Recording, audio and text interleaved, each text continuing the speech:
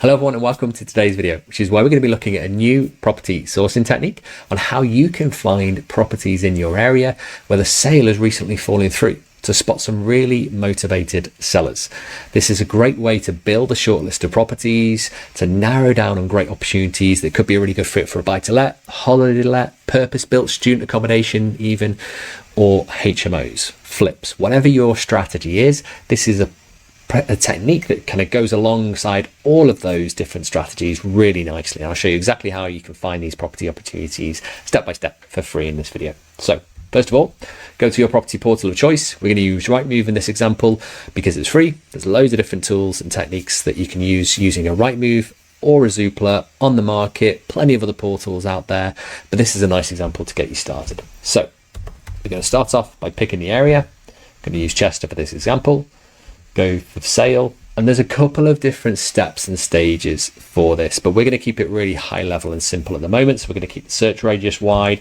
We're going to use some criteria. So price range is usually a good one. That's pretty fixed for most people. It's hard to increase your price criteria if you don't have the budget. And we're going to look at a specific number of bedrooms. We're going to leave under offer here ticked, or not leave, we're going to add it ticked because it's usually by default unticked. Property types we're going to keep open, added to site we're going to keep open, and then we're going to find properties. So currently quite a broad area. If you're in a narrow location where there's not many properties opportunities on the area, you can increase it, maybe increase the radius or the criteria in terms of budget, or the criteria in terms of number of bedrooms or property types, for example. So we've got 204 results here.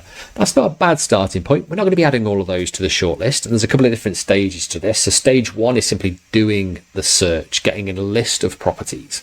Stage two is then shortlisting, so narrowing down those opportunities, the ones that actually fit this particular strategy and sourcing technique. And it's super simple. So what we're looking at here is properties that have this sold subject to contract. On some portals, it might say under offer. On other portals, there might be a slightly different kind of word change in terms of what it means, but ultimately we're looking for properties that have recently had a sale agreed, recently got under offer, or recently sold subject to contract. And then we're simply adding them to our criteria. So I've already added some of these, so I can show you in the next step what that looks like. And you'll usually see somewhere, again, on Rightmove and Zoopla and on the market, they all have slightly different user interfaces and layouts, but similar thing. Saving a listing is relatively straightforward. And we're just going to be looking at these properties here that show this tag. This one here doesn't, so we're going to leave that. And then we're going to scroll down. This one doesn't, this one does. So we're going to add that to our list. And it's as simple as that. So we've got a couple of different lists that I've already created here. You can choose what list you want to add it to. So we're going to add it to on the market for a long time, price mismatch, sale falling through. We're specifically looking here for properties where the sale's falling through. Let's scroll down. This one hasn't. This one's sold. Sponsored listing, so we're going to ignore that. Not going to save this because it's not got this tag of sales subject to contract. And it's as simple as that, really. Once we've gone through this whole list, and once you've added all of the properties I'd recommend that fit your initial criteria here, so I wouldn't distinguish yet about the images or the description or any additional kind of detail, because it's about trying to improve your workflow. And if you spend too long at the wrong stages of that workflow, you're just going to spend a lot of time trying to find opportunities. So we're trying to create here a very efficient way of shortlisting, then narrowing down further. Then you've got a really nice tight list of properties to go out and view and speak to the agents on. So sold subject to contract, great. Let's add that to the list. Now, if we go all the way back to the top here, you go to your account. We can look at the different properties that we've got saved. And then we're going to be looking at specifically two parts to this next workflow. So first of all, you've got a couple of different lists here. We've got this sale fallen through list that we've got. Now at this stage, you don't know what properties have fallen through. You don't know if that seller is motivated. You don't know if that property is a great fit.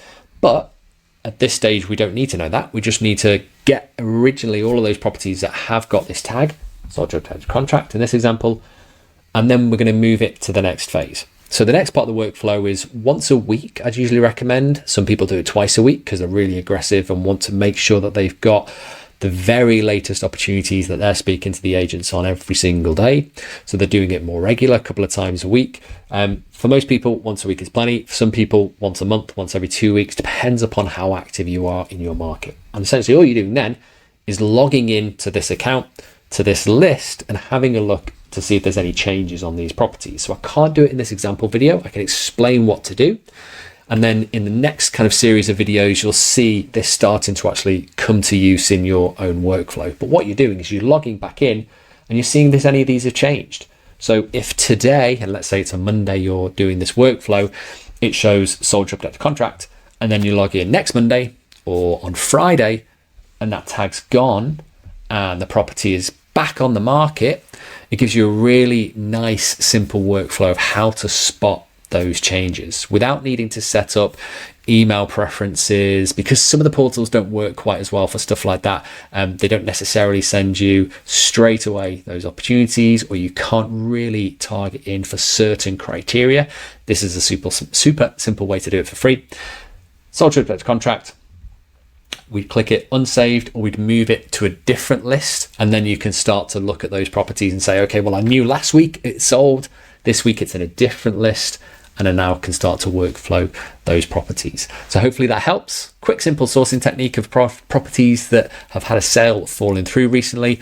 Really good opportunity to speak to the agents and the sellers to try and understand why the seller fell through, or why the sale fell through, and to see if the seller is motivated for a sale. Hope that helps. Let me know your thoughts, any questions on this particular strategy, or any particular strategies that you'd like to learn about on the next videos. All the best.